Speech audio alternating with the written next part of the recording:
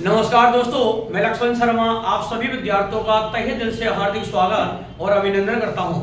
दोस्तों, आप सभी विद्यार्थियों का अभिनव क्लासेज में आपका अभिनंदन और स्वागत है। दोस्तों, लोको पायलट और टेक्नीशियन की वैकेंसी आपके सामने बहुत ही जल्दी आने वाली है। आप इस समय लगातार देख रहे हो कि हमारी ग्रुप डी के अंदर भी वैकेंसी हमारी आने वाली है, जो लगातार नोटिफिकेशन आप देख रहे होंगे। तो इस समय आपके पास में loco pilot, technician, group D, NTPC, ये हमारी रेलवे की जितनी भी वैकेंसी है इनके लिए हमारे पास में बहुत ही प्यारा समय है। दोस्तों, हमारा लेसन यहाँ पर चल रहा है एक 3 फेज मोटर। इस 3 फेज मोटर को सबसे पहले नेवी भाषा में हमने बोला है एक त्रिकलाम मोटर। इस त्रिकलाम मोटर का इंट्रोडक्शन दिया था कि 3 फेज सप्लाई पर कार्य करने वाली मोटर को क्या नाम दिया था? 3 फेज मोटर। 3 फेज मोटर के अंदर कितनी वाइंडिंग करेंगे? 3 वाइंडिंग। 3 वाइंडिंग को एक दूसरे से कितने डिग्री पर 120 डिग्री के फेज अंतर पर स्थापित किया था। इन वाइंडिंग को या तो स्टार में जोड़ेंगे या इन वाइंडिंग को किसमें जोड़ेंगे? डेल्टा में।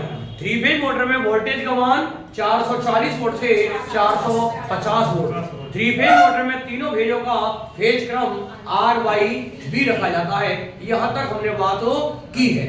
चलिए दोस्तों, अब लगाइए इस लेसन का अगला टॉपिक हमारा एक सिंक्रोनस गति। एक सिंक्रोनस गति हमारे 4 टॉपिक पढ़ेंगे इस लेसन में, और चारों की चारों 4 नंबर के पढ़ेंगे, 4 अंक के पढ़ेंगे। कोई भी एग्जाम इनके बिना नहीं होता। हर एग्जाम में ये जो 4 टॉपिक पढ़ने वाले हैं आपके चारों की चारों 4 नंबर के आते हैं। यदि किसी वैकेंसी में ये नहीं आते तो ये नाराज हो जाते हैं, तो इनको देना ही पड़ता है, इनका क्वेश्चन को डालना ही पड़ता है, जिसमें पहला ही टॉपिक है इनका सिंक्रोनस गति।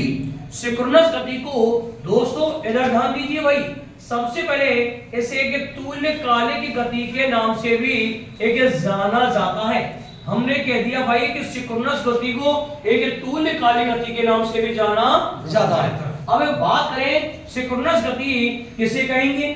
सिंक्रोनस गति किन किन बातों पर निर्भर करती है? सिंक्रोनस गति का बनने वाला हमारा समीकरण क्या होगा? सिंक्रोनस गति का मात्रक हमारा क्या होगा? सिंक्रोनस गति को किससे हमें व्यक्त करते हैं? ये सारे क्वेश्चन हमारे यहाँ से पैदा होंगे। तो दोस्तों, आइए, हमने कहा कि जिस गति पर एक छोटी सी परिभाषा लगा दी कि जिस गति पर, और जिस गति पर सिंक्रोनस मोटर का एक हमारे पास में एक मोटर होगी जिसे नाम देंगे सिंक्रोनस मोटर।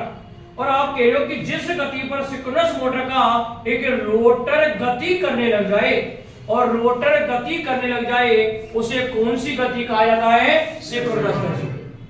दोबारा ये परिभाषा आप क्या कह रहे हो कि जिस गति पर सिंक्रोनस मोटर का रोटर गति करने लग जाए उसे कौन सी गति कहेंगे? सिंक्रोनस गति या तुल्यकालिक गति, या आपने कहा इसे एक नियत गति। इसे कौन सी गति का है? एक नियत गति। अरे क्या कहा है? नियत गति। इस सिंक्रोनस गति को NS से व्यक्त करते हैं। केवल गति को किससे व्यक्त करेंगे? N से। अरे बोलो, N से। और सिंक्रोनस गति को NS से। इसकी इकाई जो होती है ना, वो हमारी कौन होगी? RPM। अरे कौन होगी? RPM, राउंड पर मिनट। यदि अपने से N की इकाई पूछी गई तब भी हमने क्या बताया था? RPM। और यदि हमने से NS की इकाई पूछी तब भी हम इकाई क्या बता रहे हैं? RPM, राउंड पर मिनट। अब यहां से दोस्तों आपसे कह रहा है कि सिंक्रोनस गति यदि अपने को निकालनी है तो इसका समीकरण हमारा क्या कहेगा? तो NS बराबर के F इंटू का 120 अपॉन के क्या हो जाएगा? P। अरे कौन हो जाएगा? P। अरे दोस्तों, यहां से यदि अपने को NS का मान ज्ञात करना है तो बनने वाला समीकरण हमारा कहेगा NS, और NS बराबर के F इंटू का 120 अपॉन के कौन हो जाएगा? एक P हो जाएगा। यहां पर देखिए NS हमारी कौन सी गति है? अरे बोलो, सिंक्रोनस गति। कौन सी गति है? सिंक्रोनस गति। इसका मान निकल के किसमें आएगा? RPM। यहाँ पर F कौन है? हमारी आवृत्ति। F कौन है? आवृत्ति। इसका मान किसमें? हर्ट्ज में। किसमें? हर्ट्ज में। और P कौन है? यहाँ पर पोलों की संख्या। पोलों की संख्या, पोलों की संख्या।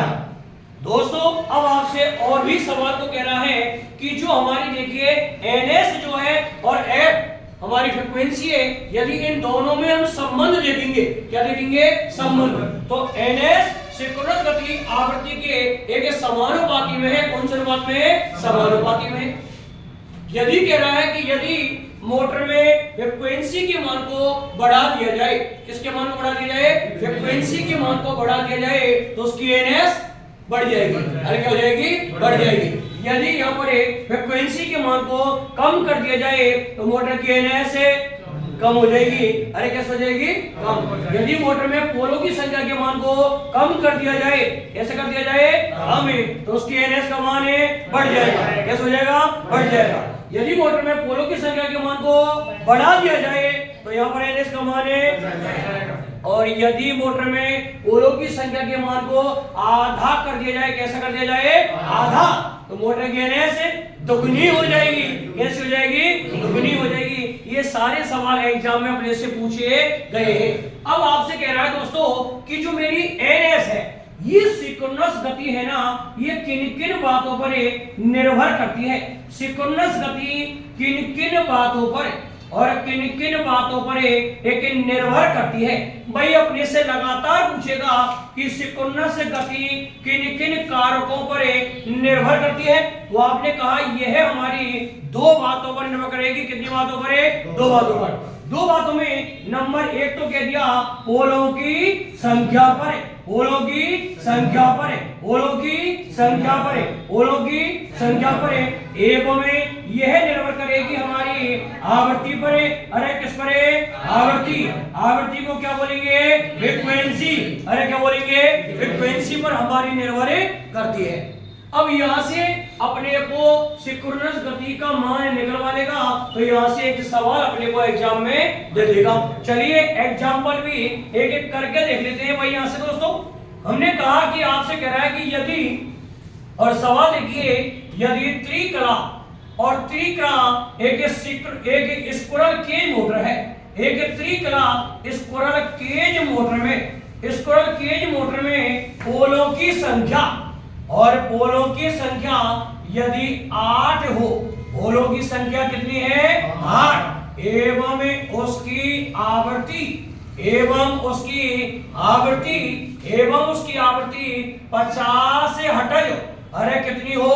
50 से हटज हो तो सिंक्रोनस गति की गणना करें।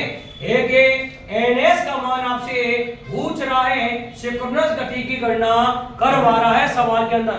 अब दोस्तों कई बार यहाँ से इन्हें दोनों में से किसी को अज्ञात कर इसको दे देगा मान और इनका किसी का मान पूछ सकता है। तो यहाँ से जब भी सवाल करोगे हमेशा लिखते आएंगे दिया हुआ है। अरे क्या लिखेंगे?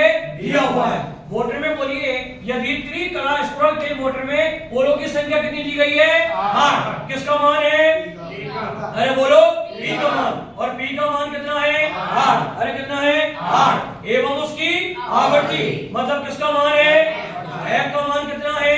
50 से हटज। किसका मान पूछ रहा है? सिंक्रोनस गति। किसका मान पूछ रहा है? NS। आप जान दो NS बराबर के F इंटू का 120 अपॉन के D।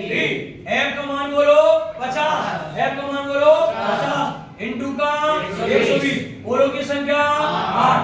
15 अट्ठे 120, 15 अट्ठे 120, 50 गुणा के 15 750 RPM। और यही क्या रहेगा? आंसर। क्या रहेगा? आंसर। हमेशा एग्जाम में एक क्वेश्चन अपने से हमेशा पूछा जाता है। तो लगा दीजिए एक सिंक्रोनस गति, एक सिंक्रोनस गति तुल्यकाल के एक गति। दोस्तों भाई जितने भी विद्यार्थी ऑनलाइन अपने से जुड़े हैं फेसबुक के माध्यम से, यूट्यूब के माध्यम से, तो लगातार यहाँ पर अभिनव क्लासेज में आपकी लोको पायलट का स्पेशल बैच चल रहा है। जो विद्यार्थी कल आना चाहते हैं, कल संडे को भी दोस्तों हमारी क्लास जो है वो 9 बजे से क्लास होगी, 9 से 12, 3 घंटे की हमारी लगातार क्लास होगी। तो जो विद्यार्थी बिल्कुल डेमो लेना चाहते हैं एक लोको पायलट की तैयारी करना चाहते हैं तो दोस्तों अभिनव क्लासेज और मैं पधारिए सवाई माधोपुर में ये बैच चल रहा है, तो आपका सभी का स्वागत है। तब तक के लिए जय हिंद, जय भारत।